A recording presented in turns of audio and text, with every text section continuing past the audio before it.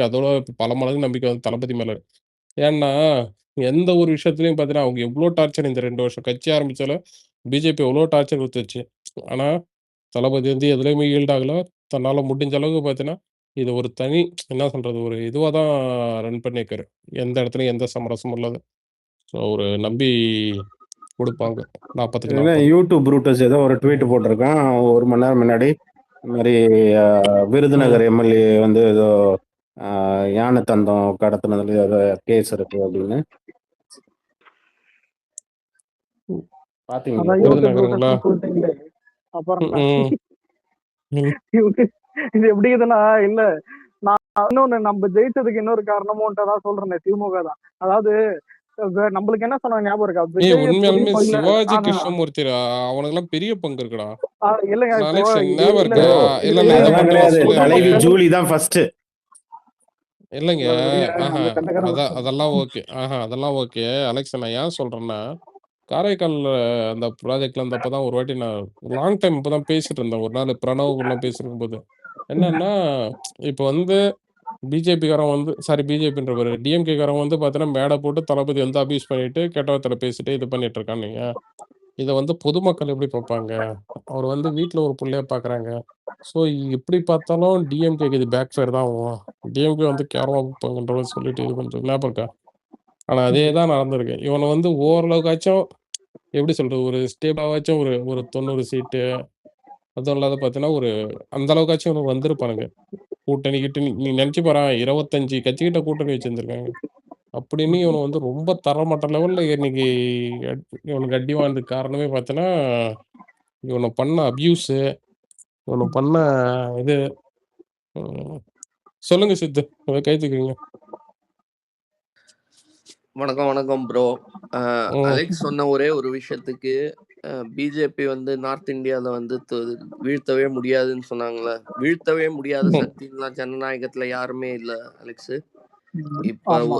விஜயின் வருகைக்கு அப்புறம் நார்த் இந்தியால அவர் வந்து ஒரு பிரச்சாரத்துக்கு போனாலுமே அங்கத்த இளைஞர்கள்லாம் வந்து அவரை வந்து விஜய் தளபதின்னு அறியறாங்க. ஓகே, அவருக்கு வந்து பேன் இண்டியா இருக்கிற இளைஞர் கூட்டம் இருக்கு பாருங்களேன். விஜய்க்கு அண்டர் எஸ்டிமேட் பண்ணிடாதீங்க. இந்த எலெக்ஷனுக்கு அப்புறம் அண்டர் எஸ்டிமேட் இனிமே தளபதி யாருமே பண்ண முடியாது. இல்ல அவர் இல்ல நேரடியா இந்த இடத்த அது கரெக்டுங்க. ஒரு நிமிஷம் இல்ல இப்போ சவுத்துல வந்துட்டு காங்கிரஸ் முன்னாடி இருந்த ஸ்ட்ராங்கை விட டிவிகே சேர்ந்ததுக்கு அப்புறம் இருக்கிற ஸ்ட்ராங்கை எல்லாரும் பார்க்க போறாங்க. எல்லாருக்கும் தெரியாது, ஈஸியா பார்ப்பாங்க. நார்த் வந்துட்டு எப்படின்னா, இப்ப நீங்க சொல்ற மாதிரி டேமேஜஸ் ஆகுமே தவிர அங்க பிஜேபி அது இது பண்ண முடியாது. நம்ம ஃபர்ஸ்ட் சவுத்தை மட்டும் கான்சென்ட்ரேட் பண்ணுவோம். ஆனா அதான் சொல்றேன், நார்த்தை பொறுத்த வரைக்கும் நம்ம தலையெழுத்தே கிடையாது. ஏன்னா இல்லடா அங்க யாரோ இருக்கிறவங்க எல்லாம் ஒருத்தவங்க சொல்லியிருந்தாங்க. வருவாங்க. என்னன்னா இதுக்கப்புறம் இல்லடா இந்தியாவோட தலையெழுத்து இதுக்கப்புறம் நிர்ணயிக்கிறது வந்து பார்த்தீங்கன்னா, சவுத் இந்தியா பாலிடிக்ஸா தான் இருக்க போகுதுன்னு சொல்லிட்டேன். எந்த அளவுக்கு இதுன்னு என்ன ப்ரோ சொல்லிட்டு. இந்த 100% டைலாக் இல்லடா யாரோ எஸ்பெஷலி அந்த ஒருத்தவங்க டீலிமிட்டேஷன் போட்டிருந்தாங்கடா. பண்றது ஃபெயிலியர் ஆச்சுல்ல சென்ட்ரல் கவர்மெண்ட். டீலிமிட்டேஷன் பண்றது ஃபெயிலியர் ஆச்சுல்ல ரீசெண்ட் இதுல. அதுக்கப்புறம் 100% சவுத் இந்தியா தான் டிசைட் பண்ணும் அடுத்த 2029 லோக்சபா எலெக்ஷன். எந்த டவுட்டும் இல்லை. இங்க ஃபுல்லா காங்கிரஸ் ஸ்வீப் பண்ணிடுச்சுன்னு ஆமா காலி. அதான் இன்னொன்னு ப்ரோ, இப்போ ஒரு நிமிஷம். சில பேர் வந்துட்டு காங்கிரஸ் முன்னாடி முன்னாடி காங்கிரஸ் எவ்வளவு ரூல் பண்ணாங்கன்னு எல்லாருக்கும் தெரியும். அதெல்லாம் கிரிட்டிசைஸ் பண்ணி இப்ப கேட்கறதெல்லாம் இப்ப யாரும் தான் அது வேணான்ற. ஏன்னா இப்போ இங்க எல்லாருக்கும் தெரியும், விக்னேஸ்வருக்கு தெரியும், எல்லாருக்கும் தெரியும். காங்கிரஸ் எனக்கும் பிடிக்காது. ஆனா ராகுல் காந்தி எல்லாருக்கும் ஒரு மதிக்கிறாங்க, பிடிக்கும். இப்போ அந்த ராகுல் காந்தியை மதிச்சுதான் கூட ஒரு நல்லா வந்துட்டு ஒரு கவர்மெண்ட்டை ஃபார்ம் பண்ணுவாரு. மோடி விட வந்துட்டு எல்லாருமே நல்லா பார்த்துப்பாருன்ற ஒரு நம்பிக்கையில மட்டும்தான் நம்ம கட்சியும் கூட்டணி வச்சிருக்கோம். எல்லாருமே இது பண்ணிருக்காங்க. நீ கச்சத்தீவு இல்ல ப்ரோ, ஒரு நிமிஷம். கச்சத்தீவு எழுதி கொடுத்த காங்கிரஸ்ல இருந்து எல்லாத்தையும் எழுத்துன்னு வந்து இப்ப கேட்கறேன். இப்ப கேட்டா நம்மளுக்கு என்ன இது? அது வந்து நேற்று வரைக்கும் டிஎம்கே கிட்ட தான் காங்கிரஸ் இருந்தது. அலெக்ஸ், உங்களுக்கு ஆக்சுவலா ஏன் காங்கிரஸ் பிடிக்கலன்னு தெரியல. காங்கிரஸ் தான் பெஸ்ட் ஆல்டர்னேட்டிவ் இன்னைக்கு நேஷனல் பாலிடிக்ஸ்ல. பிஜேபிக்கு கண்டிப்பா காங்கிரஸ். அதுதான். ஆனா பழைய காங்கிரஸ் எனக்கு பிடிக்கும். புரியுது. இல்ல இப்போ கூட நிறைய சீனியர் சிட்டிசன்ஸா இருக்காங்க. அதெல்லாம் கொஞ்சம் யங் பிளட் வரணும். அப்பதான் காங்கிரஸ் இன்னும் கொஞ்சம் ஸ்ட்ரென்தன் பண்ண முடியும். நேஷனல் பாலிடிக்ஸ்க்கும் ஹெல்ப்ஃபுல்லா இருக்கும் அவங்களுக்கு.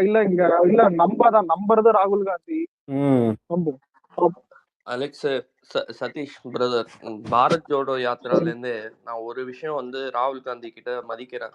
ம். இப்ப இந்த நாட்டுல வந்து பிளவுவாதமும் வெறுப்பும் கூடும்போது, ஒருத்தரை பார்த்து அந்நியப்படுத்திக்கும் போது, இந்த மாதிரி நீ முஸ்லிமு, நான் ஹிந்துன்னு எல்லாரையும் வந்து அரவணைத்து செல்லக்கூடிய ஒரு தலைவனா நான் வந்து பாரத் ஜோடோ யாத்திரால பார்த்தேன். அவர் நிறைய தேர்தல் இங்க தோத்துருக்காரு. அவரோட அப்பா இல்ல வந்து தாத்தா பேர்னால தான் இங்க வந்தாருன்னு சொல்லி நிறைய விமர்சனங்கள் சந்தித்தாலும் கூட, எனக்கு என்னைக்குமே ராகுல் காந்தி இல்ல மோடிங்கிற பர்சனல் அளவுல பார்த்தா ஒரு சர்வாதிகாரி யாரா தெரியுறாங்க, ஒரு யார்கிட்ட கம்மியான ஆணவம் இருக்கு, யார் வந்து எல்லாரையும் அரவணைத்து செல்லக்கூடிய ஒரு தலைவரா இருக்காருன்னு பார்த்தீங்கன்னா, கண்டிப்பா அந்த வரிசையில ராகுல் காந்தி தான் எல்லோருக்குமான தலைவர்ன்னு தெரியிறார். இப்போ வந்து சிறுபான்மை சமுதாயங்களுக்கும் வந்து ஒரு ஏற்றுக்கக்கூடிய ஒரு தலைவனா ராகுல் காந்தி எனக்கு தெரியிறாரு. ஆனா, ஜோசப் விஜய் அவரோட கை கோர்க்கும்போது தான், அவருக்கு இந்த தோல்வி ஸ்ட்ரீக்ன்னு ஒண்ணு இருக்குல்ல, ராகுல் காந்திக்கு ஊருக்கே தெரியும். 90 எலெக்ஷனும் என்னவோ அன்பார்ச்சுனேட்லி காங்கிரஸுக்கு திறமை இல்லாததுனால நிறைய இடத்துல போய் தோத்துருக்காரு. ஆனா, என்னைக்கு விஜய் அவரோட கூட வராரோ பக்கபலமா, அவரோட கிராஃப் வேற எங்கேயோ போகுது. ஊரே சொல்லுவாங்க, Joseph Vijay CM, Tamil Nadu CM Vijay இங்க வந்து கூட ராகுல் காந்தியோட இருக்கிறதுனால தான் அவரோட அரசியல் அடுத்த கட்டத்துக்கு போகுது. எல்லாருமே அது வரைக்கும் சொல்லுவாங்க, ஒரு மாதிரி மந்தையான நிலையில, சோர்வான நிலையில இருந்த காங்கிரஸ இங்க ராக்கெட் வேகத்துல அடுத்த கட்டத்துக்கு கொண்டு போறதே தளபதி விஜயோட வருகை தான். அதை ம். வந்து உறுதியா நம்ம ஊரெங்கும் பார்க்க போறோம். நார்த் இந்தியால காங்கிரஸுக்கு என்னைக்குமே பார்க்காத கூட்டங்கள். அதே மாதிரி பிஜேபி அங்கேயும் சொல்லுவான், கூட்டம் வருதே ஓட்டாம வருமான்னு. தலைவா, இந்த படத்தை நாங்க ஏற்கனவே பார்த்துட்டோம், நாங்க ஸ்பாய்லர்ஸ் உங்களுக்கு கொடுத்துக்கிறோம், கவலையப்படாதீங்க, இந்த கூட்டம் எல்லாமே ஓட்டா மாறும். அந்த சாதனையை படைத்தவர் எங்க சிஎம் விஜய் தான். ஸோ காங்கிரஸ் நார்த் இந்தியா பூராமேங்க எல்லாருமே இவருக்கு வந்து தளபதி விஜய் தளபதி விஜய்ன்ட்டு தான் இவரை தெரியும். ப்ரோ எல்லா யாருக்குமே ஸ்டேட்லயும் பேச ஆரம்பிச்சிட்டாங்க. எல்லா ஸ்டேட்லயும் பேச ஆரம்பிச்சிட்டாங்க இப்போ. ஹீஸ் கிங்ங்க, கிங் மேக்கர் கிடையாதுன்னு நம்ம அடிக்கடி இந்த ஸ்பேஸ்ல ஜனங்க நார்த் இந்தியால மட்டும் ஒரு விஷயம் ரியலைஸ் பண்ணணும். நார்த் இந்தியால மட்டும் ஒரு விஷயம் ஜனங்க ரியலைஸ் பண்ணணும். பிஜேபி வந்து பல ஆயிரம் கோடி செலவு பண்ணியிருக்கோம் ரெண்டு விஷயத்துக்கு, ரெண்டு பிராண்டிங் பண்றதுக்கு. ஒன்னு ராகுல் காந்தி பப்புன்ற ஒரு பிராண்டிங் பண்றதுக்கும், அதுக்கப்புறம் மோடியை விஸ்வகுருன்னு பிராண்டிங் பண்றதுக்கும் பல ஆயிரம் கோடி செலவு. ஆமா. ஆனா ஒரு நிமிஷம் இருங்க. இல்ல விளம்பரம் பிராண்டிங்க உங்களால அழிக்க முடியும், புரியுதா? இப்ப ஏன் இப்போ நீங்க எனக்கு கேட்டா நார்த்லயே நீங்க நினைக்கிற மாதிரி பிஜேபி அது ஆல்ரவுண்டரா இருந்தாலும் அங்கேயே நிறைய கிரிட்டிசிசம் எல்லாம் வைக்கிறாங்க ப்ரோ. ஆனா அதுக்கு ஒரே ஒரு விஷயம், படிப்பு தான், எஜுகேஷன் தான். எஜுகேஷன் ஒண்ணுதான் அவங்க வந்து புரியும். ஆனா இல்ல ஒரு நிமிஷம் இருங்க. படிச்சவனுங்களும் அங்க முட்டாளும் நான் பாத்திருக்கேன், அது வேற விஷயம். ஆனா மேட்டர் என்னன்னா, மதவாதம் அந்த வெறி இருக்கிற வரைக்கும் நார்த்ல வந்துட்டு அதிகமா மதவாதம் இருக்கு. அது இருக்கிற வரைக்கும் பிஜேபி அழிக்க முடியாது. இங்க சவுத்ல அது ஈஸியா முடியும், அது வேற விஷயம். ஆனா நார்த்ல வந்துட்டு இது என்னைக்கு வந்துட்டு இது மாத்துறாங்களோ அது அன்னைக்கு மட்டும் தான். ஏன்னா மத வெறி இருக்கிற வரைக்கும் அதுக்கு பிஜேபி பொழைச்சுமா, சத்தியமா அது ஈஸியா குறைக்கும். ஏன்னா அங்க வந்துட்டு ஒண்ணும் இல்ல ப்ரோ, நீங்க அதான் முஸ்லீம் வந்துட்டு அங்க இருக்கிறதுலயே ரொம்ப ஹேட்டா காட்டி அங்க வந்துட்டு நான் தான் எலெக்ஷனுக்கு வர்றதுக்கு முன்னாடியே நான் சொன்னேன் ப்ரோ, நம்ம ஆளு வந்துட்டு விக்னேஷ் சொல்லியிருக்கேன், நம்ம ஆளு இந்திக்காரரா இருந்து பிஜேபி ஒரு கட்சி மாதிரி இருந்தது சிரிப்பா இருந்திருக்காங்க, ஏன்டா இப்படி சொல்றேன்னு கேட்டாரு. அதான் ஏன்னா இது கேவலமாகுது இல்ல ப்ரோ, கஷ்டப்பட்டு கத்த தேவையில்லை, கஷ்டப்பட்டு ஓட்டு கேட்க ரோட் ஷோ போக தேவையில்லை, ஒரு எல்லார் வீட்டுலயும் போய் ஒரு காவி துண்டை போட்டு போனா போதும், ஓட்டு போட்டுருவானுங்க, புரியுதா? ஆனா இங்க நம்மள எடுத்துக்கங்க, மேனிஃபெஸ்டோல இருந்து இதுல இருந்து, அதான் தமிழ்நாடு வேற டிஃப்ரெண்ட் வேற, கேரளா வேற டிஃப்ரெண்ட் வேற. நார்த் எல்லாம் நீங்க பாத்தீங்கன்னா, அதாவது கும்பிட்டு போயிட்டு அங்க கடவுள் தான் அவங்க கற்பூரத்துல கும்பிட்டு போயிட்டு இவனுக்கு மட்டும் ஓட்டு கேட்டு வந்துருவானுங்க, அவள்தான். காங்கிரஸ் நான் சொல்லிட்டேன், காங்கிரஸ் தான் அங்க உயிர் போற அளவுக்கு சொல்லணும், நான் உனக்கு இது பண்ணுவேன் அது பண்ணுவேன் அது செய்வேன் இது செய்வேன், நாங்க காங்கிரஸ் எல்லாம் மூச்சு முட்டுற அளவுக்கு கத்திட்டு இருப்பான்.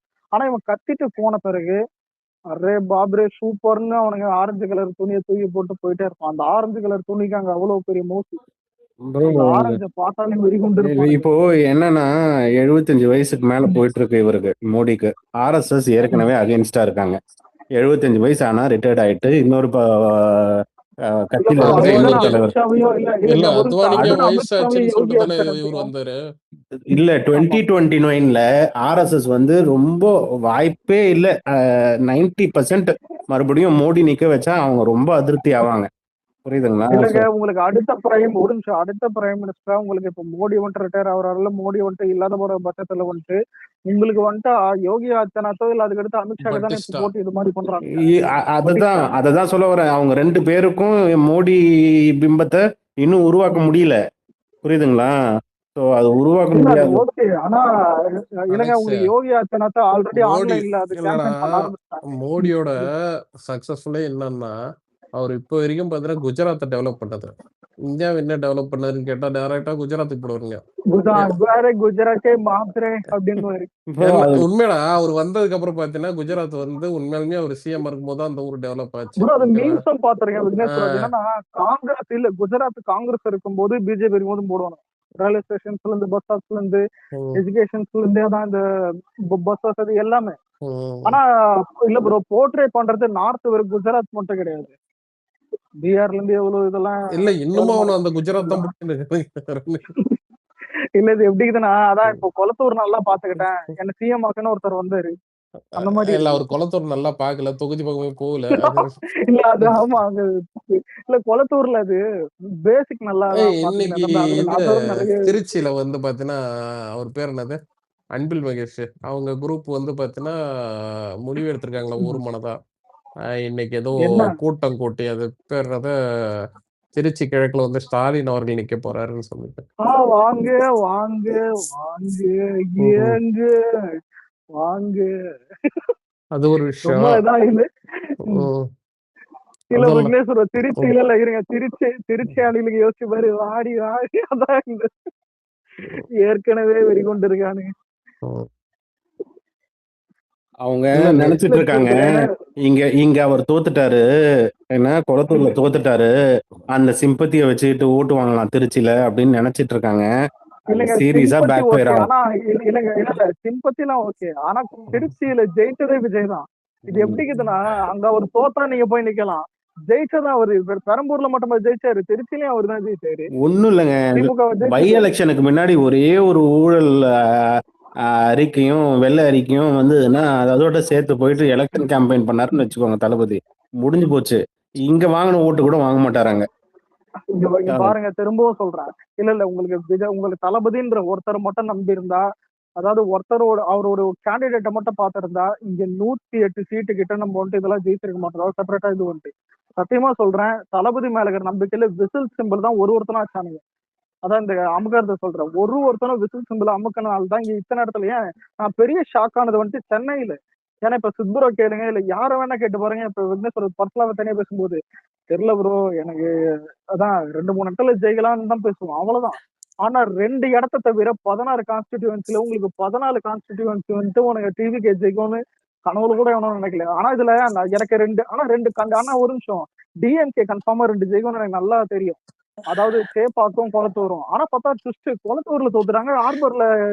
ஆர்பர்ல பார்த்தா அங்க இதான் இவர் ஜெயிச்சாரு சேர் பாபு. பெரிய ட்விஸ்ட். ம்.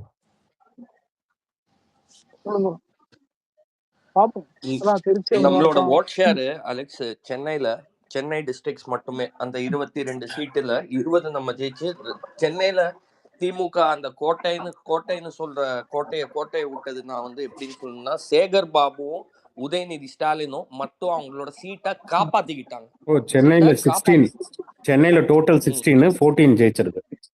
ஆமா அதுல எக்ஸ்டெண்டடா நீங்க அந்த அவுட்டர் சென்னை இதுல பாத்தீங்கன்னா கூட ஒரு 22 சீட்ஸ் வரைக்கும் போகுது இல்லைங்க. சென்னை அவுட்டர் சபர்பன் ஏரியாஸ் அங்கெல்லாம் கூட வந்து நம்ம ஜெயிச்சு 20 out of 22.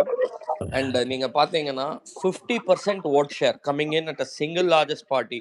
நான் பல தடவை இங்க வந்து வேற எந்த டிஸ்ட்ரிக்ட பத்தியும் தெரியாதுங்க, சென்னை வந்து தூக்கி தாவேகாவை நிறுத்தும் அப்படின்னு வந்து அலெக்ஸ் கூட YMCA அந்த மீட்டிங்லாம் போயிட்டு வந்ததுக்கு அப்புறம் பெரிய வரவேற்பு இங்க ஒரு பெரும் அலை போயிட்டு இருக்கு. இதுல இருந்து நம்மளுக்கு என்ன தெரிய வருதுன்னா இந்த டெல்டா ஏரியாலாம் இருக்கு இல்லையா, அங்கெல்லாம் ரொம்பவும் ஸ்ட்ரென்தன் பண்ணணும். அவ்வளோ ஈஸியான டாஸ்க் கிடையாது. பட் அங்க நிறைய பேருக்கு 2 மாவட்டங்கள் என் கண்ணுக்கு தெரியுதுங்க.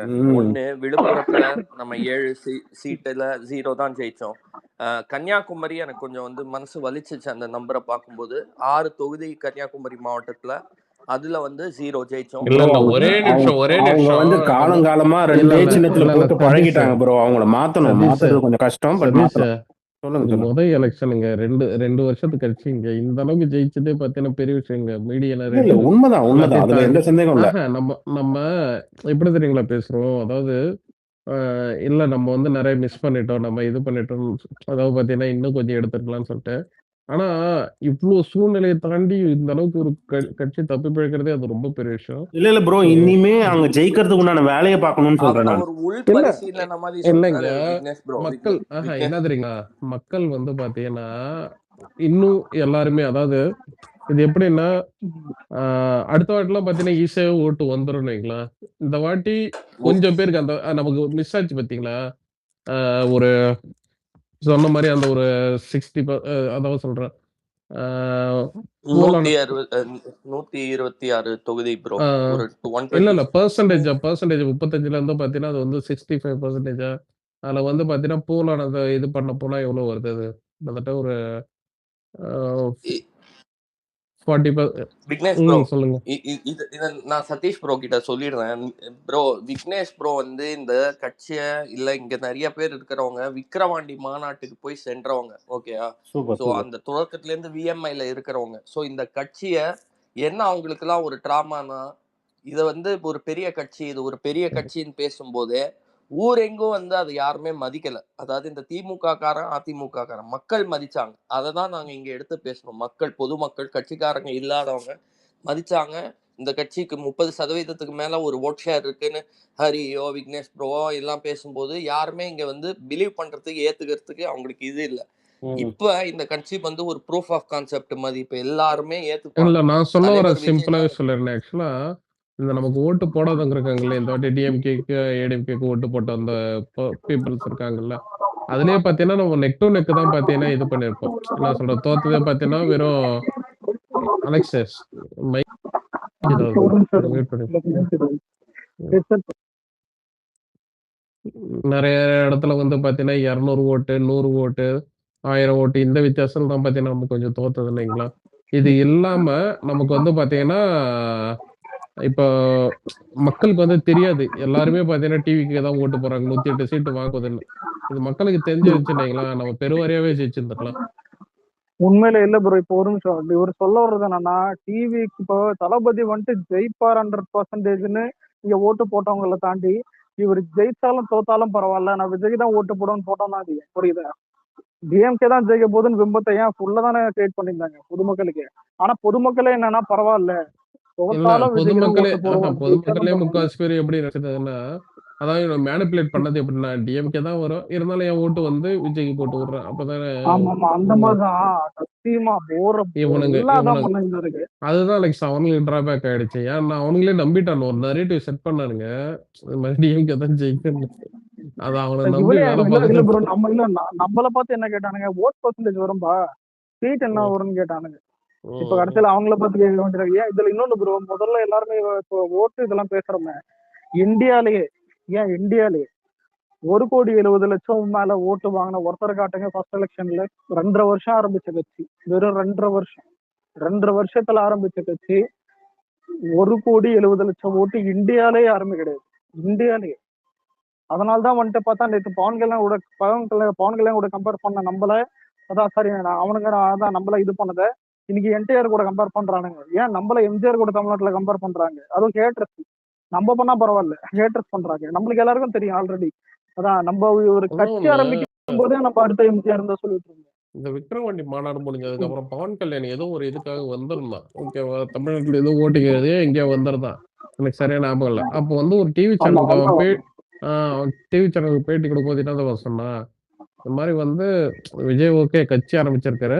ஆனா சிஎம் ஆகணும்லாம் பார்த்தீங்கன்னா இது வரக்கூடாது. நம்ம வந்து மக்கள் சேவை பண்ண வரணும். அது இதுன்னு சொல்லிட்டு அவன் பேட்டியே ரொம்ப தெனாட்டா ரொம்ப இதுவா என்ன சொல்றது? அவர் வந்து டெபுட்டி சிஎம் ஆயிட்டாராம். ஓகேவா? அப்படிதான் உட்காந்து பேசுறான்னு வையேன். ஆனா இன்னைக்கு வாய பொளந்துன்னு நிக்கிறானுங்க. தள்ளிடுறா, தள்ளிடுறா. ஆஃப்டர் ஆல் டெப்டி சிஎம் தான்டா நீனு. ஸோ அந்த ரீசன் தான் பார்த்தீங்கன்னா இருக்கு. இவங்க மேல நிறைய கேஸ் இருக்குங்க. எல்லாத்துக்கும் கன்சென்ட்டை கொடுத்து உள்ள அனுப்பணும். நம்ம சிஎம் வந்து புலி வேகத்துல வேலை செஞ்சிட்டு இருக்காரு. ஓகே, புயல் வேகத்துல போயிட்டு இருக்காரு மனுஷன். அந்த அசெம்பிளில திருப்பி எங்க ஐயாவுக்கு வந்து நாகரிகம் தெரியும். ஓகே, திருப்பி எழுந்து ஆச்சா பூச்சான்னு கத்துறதுக்கும் அவருக்கு வந்து மனசு இல்ல. ஆனா அவர் செயலால உங்களை எல்லாம் வந்து சிறைக்கு அனுப்புவாரியா. 100% நான் சொல்றேன். இல்ல அதையும் தப்பு தாண்டி பண்ணவன் தண்டனை அனுபவிச்சுதான் ஆகணும். ஓகேவா? பழிவாங்கும் அது நடவடிக்கை கரெக்ட். எல்லாம் கிடையாதுங்க. ஆனா கட்டம் ஆனா ஆனா ஒரு நிமிஷம் ப்ரோ, இப்போ டிஎம்கே தோத்து உள்ள போகுது, ஏதாவது ஆக்கப்பூர்வமா பேசினா பரவாயில்ல. டிவிகே வந்துட்டு தான் சோஃபால ஸ்மக்லிங் வந்து பணத்தை எடுத்து போய் இறக்குது. முதல்ல ப்ரூஃப் இல்லாம பேசவும் கூடாது. இன்னொன்னு வந்துட்டு கலாய் கலாய்க்கிறது தவிர வேற எதுவுமே தெரியல ப்ரோ. சத்தியமா இது எப்படி சின்ன பசங்களை கொண்டு போய் உள்ள விட்டா மாதிரி இருக்குது. அப்படிதான் பண்ணுகிறாங்க. அவனுங்களுக்கு வேணும்னா ஏன்னா சொல்றா, மீம்ஸ் நிஃப்யா போட்டு தெரியுறானுங்க. நிஃப்யா பர்னிச்சர்லயே வாங்கி தரேன்டா, அந்த பையன் ஒன்று பண்ணிட்டு சோபாக்கு. நான் அந்த கதை கேட்கல.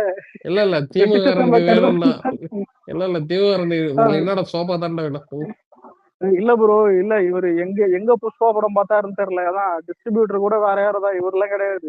அதான் நான் தமிழ்நாட்டுல கூட என்னன்னா அந்த படத்துல வந்துட்டு இதே மாதிரி அசம்பிளி தான் ஒரு அரசியல்ல இந்த மாதிரி ஃபார்ம் பண்ணும்போது வந்துட்டு சோஃபால பஞ்சுக்கு பதிலா ஃபுல்லா பணம் இருக்கும். அது ஒரு அதை குறியீடப்பா. பார்த்துட்டு வந்துட்டு இங்க உட்காந்துதான் அந்த சோஃபாவோட அர்த்தத்தை நான் ஒரு விதத்துல பார்த்தேங்க அன்னைக்கு. இத்தனை நாளா பிளாஸ்டிக் சேர் மட்டுமே கொடுத்து வழங்கிய திருமாவளவனுக்கு ராஜ மரியாதை இந்த கட்சி செய்யும். அப்படி நாங்க இனிமே நீங்க எங்க கூட திமுக காரனுக்கு பிளாஸ்டிக் சேர் கொடுத்தானுங்கன்னு சொல்லுங்க. பிளாஸ்டிக் சேரு நிக்க வைக்கிறது. அவரோட பேர் வந்து ஒண்ணு சொல்லிக்கணும்னு நினைக்கிறேன் அலெக்ஸ். ஒரே ஒரு கொஞ்சம் நேரம் மியூட் போ. இந்த பிரேமலதா விஜயகாந்த் வந்து திருமாவளவனோட பேரை அறிவிக்கும் போது அந்த அம்மா கையை எழுந்து கூட நிக்கல. அவ்வளவுதான் கொடுத்தாங்க மரியாதை திருமாவளவனுக்கு. இப்ப நான் சொல்றேன், அனைத்து தலித் ஆக்டிவிஸ்டுக்கும் சரி, இங்க பொது தொகுதிகள்லயே தலித்தை நிப்பாட்டி நிறுத்த வச்சு ஜெயிக்க வச்ச கட்சி தான். ஏத்தி விட்டு அழகு பார்த்த கட்சி தான். இதயத்திலே இடம் உண்டுன்னு பேசினதுல முதல் தேர்தலையே 35% வாங்கி வரலாற படிச்ச சிஎம் வந்து சிஎம் விஜய். முதல் நாள் அன்னைக்கே இந்த மாதிரி செயல் வீரரா இருந்து இத்தனை கையெழுத்து போட்டு டாஸ்மாக் கடை இத்தனை நாளா வந்து பெண்கள் நடமாடுற சாலைகள்ல, ஸ்கூல் பக்கத்துல, டெம்பிள் பக்கத்துல, கோவில் பக்கத்துல இங்கெல்லாம் திறந்து வச்சிருந்த டாஸ்மாக்க 350 ரவுடி திருச்சி அதெல்லாம் இல்ல, திருச்சினா தான் அப்படின்னு இந்த நேரு சொல்றாரு. அன்பில் மகேஷ் பொய்யாமொழி. எப்படி திருச்சி உங்களுது? இந்த 400 ரவுடினால தான் திருச்சி உங்களுது. இந்த ஏரியா வந்து அந்த ஏரியா வந்து அதெல்லாம் இல்ல. சிஎம் வந்துட்டாரு, எல்லா கத்திய கீழே போடு, துப்பாக்கி வந்துருச்சு ஊருக்குள்ள. ஓகேயா? அந்த மாதிரி செயல்படுற மனுஷனை பார்த்து கேள்வி கேட்கலாம். இதே மாதிரிதான் நம்ம பசங்க கிட்டயும் ஒண்ணு பிடிக்காது என்னன்னு தெரியுமா? ஒண்ணுத்த அடைஞ்சிட்டா அதை ரசிக்கிறது கூட கிடையாது. அடுத்தது ப்ரோ, இல்ல ப்ரோ இதை குற்றச்சாட்டுறாங்க ப்ரோ, நம்ம என்ன செய்யறோம் ப்ரோ? நம்மளெல்லாம் கட்சியே இல்லைன்னு பேசினாங்கயா. நம்ம எல்லாம் இங்க 1% வாங்க மாட்டோம்னு பேசினாங்க. எல்லாத்தையும் இங்க உட்காந்து அவர் சிஎம் நாற்காலியில இன்னைக்கு உட்கார்ந்து இருக்காரு. அவர்ல வந்து சேவை செய்யணும்னு நினைக்கிறார் மக்களை. 140 இப்ப ஃப்ளோர் அவரு தான், சபை அவரு தான். 140 எங்களுக்கு இங்க இருந்து ஆதரவு, அங்க இருந்து ஆதரவுன்னு இல்லை, பல இடங்கள்ல இருந்து எங்களுக்கு ஆதரவு இருக்கு. நீங்க எதிர்பாராத இடங்கள்ல இருந்து கூட எங்களுக்கு ஆதரவு இருக்கு. ஆட்சியை நடத்திடுவாரு, வலுவா ஆனா ஆட்சியை கொடுப்பாரு. ஒரே ஒரு வேண்டுகோளுங்க, பொருளாதார நிலை அவ்வளவு நல்லா இல்ல உலகத்துல. இப்ப உலகத்துல இருந்து எல்பிஜி தட்டுப்பாடோட இந்த 6 எல்பிஜி சிலிண்டரை கொடுத்துட முடியுமா? இந்த கேள்விகள்லாம் எனக்கே கூட தான் இருக்கு. ஸோ இதுல மக்கள் மத்தியில கொஞ்சம் நார்மலா எக்ஸ்பெக்டேஷன்ஸை இந்த பொருளாதார டிபார்ட்மெண்ட்ல கொஞ்சம் ரிலாக்ஸ்டா வைங்க. ஏன்னா எங்க கண்ட்ரோலை தாண்டி நிறைய விஷயம் இருக்கு. இந்த 6 எல்பிஜி சிலிண்டருங்கிறது ஈரான் தட்டுப்பாடு, ஸ்ட்ரெயிட் ஆஃப் ஹார்மோஸ்ல போயிட்டு இருக்கிற பிரச்சனைகள், அவர் சொல்ற மாதிரி கஜானா காலியா இருக்குது, அதெல்லாம் வெள்ள அறிக்கை விடணும். ஸோ அதுக்கு கொஞ்சம் நேரத்தை கொடுங்க. நம்ம பசங்களே வந்து அளவுக்கு மீறி அந்த அரசாங்கத்தை புரியாம தரவு இல்லாம குற்றச்சாட்ட வேணாம்னு நான் கேட்டுக்கிறேன். அவ்வளவுதான் ப்ரோ. ஏன்னா ஏற்கனவே திருப்பி அதே ஆரம்பிச்சிட்டாங்க. அவர் அதை பேசினாரே அசம்பிளிலேயே எழுந்து இவர் ஏன் திருப்பி பேசலன்னா டைம் கொடுங்க. அவரும் அசம்பிளிலயும் எவால்வ் ஆகும். ஆனா ஒண்ணே ஒண்ணு, ஆனா இல்லங்க ஒண்ணு சொல்லிக்கிறேன், ரோஸ்ட்னு வந்துட்டா அங்க விஜய் தவிர யாருமே நிக்க முடியாது. ஒரு சிம்பிள் எக்ஸாம்பிள், இது வரைக்கும் தமிழ்நாடு கவர்மெண்ட் பேஜ இவ்வளவு ஃபாலோவர்ஸ் இருந்ததே இல்ல. சிம்பிள் எக்ஸாம்பிள், இது ஒண்ணு போதும். தமிழ்நாடு கவர்மெண்டோட இல்லங்க சப்போர்ட்டர்ஸ் இல்ல சப்போர்ட்டர் இது எப்படி இருக்குதுன்னா, நம்ம சப்போர்ட்டர் ஊருக்கே தெரியும், உலகத்துக்கு. இது மேல சொல்லணும்னு அவசியம் இல்லை. இந்த ஃபாலோவர்ஸ் இதெல்லாம் வச்சு இல்ல, உங்களுக்கு அசம்பிளியில மட்டும் தளபதி மட்டும் இப்ப உதயநிதி மாதிரி கலாய்கிற மூடுக்கு போனா, டிஎம்கே எல்லாம் ரோட்ல போற குழந்தைய